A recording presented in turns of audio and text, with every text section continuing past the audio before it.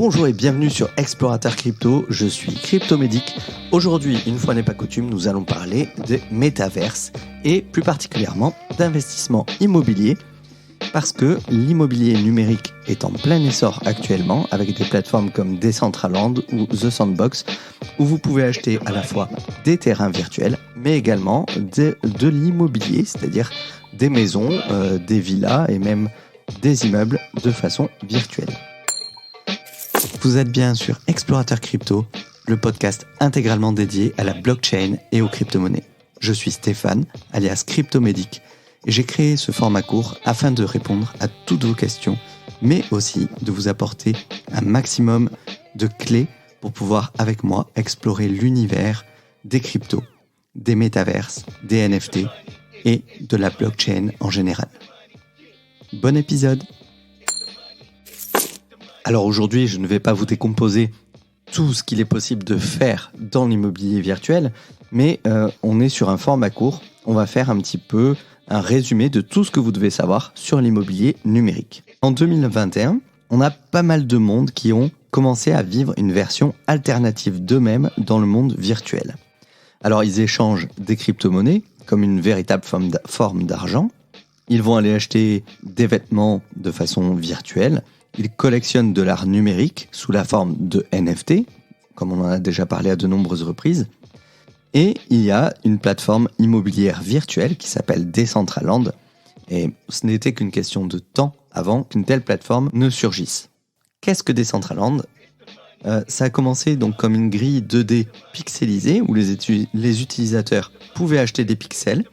Et ça s'est transformé en une expérience où tout est en 3 dimensions. Il a été construit sur la blockchain Ethereum et Decentraland donc est un logiciel de monde virtuel décentralisé où des parcelles de terrain virtuels peuvent être achetées et vendues. Les gens peuvent donc créer leur propre maison équipée d'un micro-ondes avec un jardin avec des arbres virtuels, des avions ou que sais-je encore. Pour simplifier, Decentraland ressemble beaucoup aux jeux vidéo de réalité virtuelle, mais il est plus immersif et plus réel parce qu'il permet de posséder des actifs. On peut y mettre des gratte-ciels numériques, des moyens de transport rapides, des cinémas, des hôtels.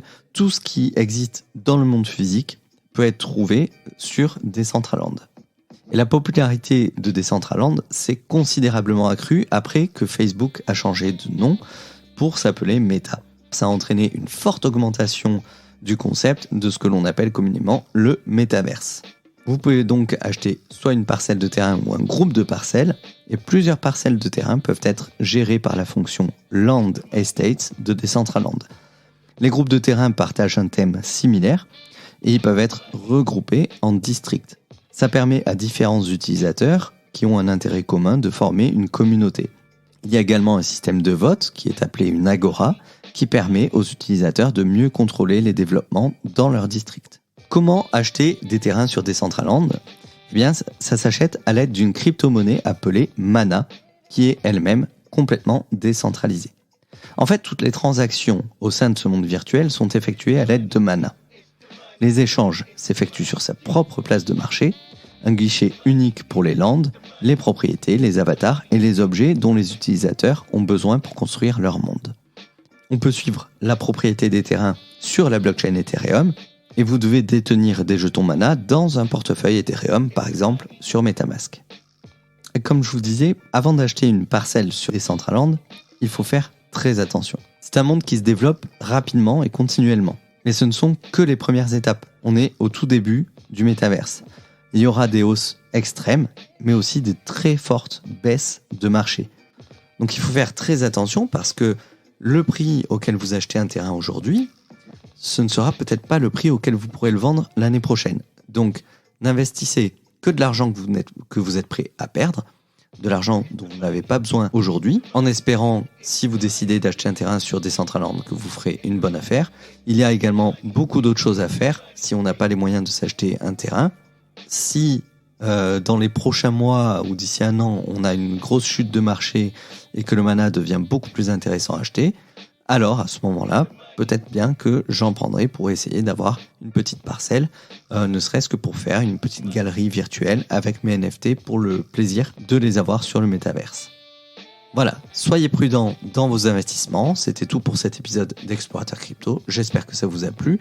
On en parlera encore beaucoup parce qu'il y a beaucoup à dire. C'est un univers qui se développe continuellement. Laissez-moi vos questions sur Twitter ou Instagram, @cryptomédic_. Et on en discutera avec plaisir au cours de prochains épisodes.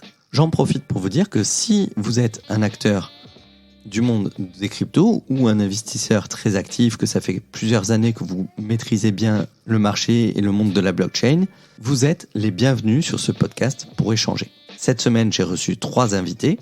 Arké pour discuter du monde de l'art et des NFT. Monsieur TK avec qui nous avons enregistré une émission sur le minage des crypto-monnaies qui va arriver très prochainement. Et hier soir, nous avons enregistré une émission avec Johan et Raphaël de Whale Invest pour discuter de trading automatisé.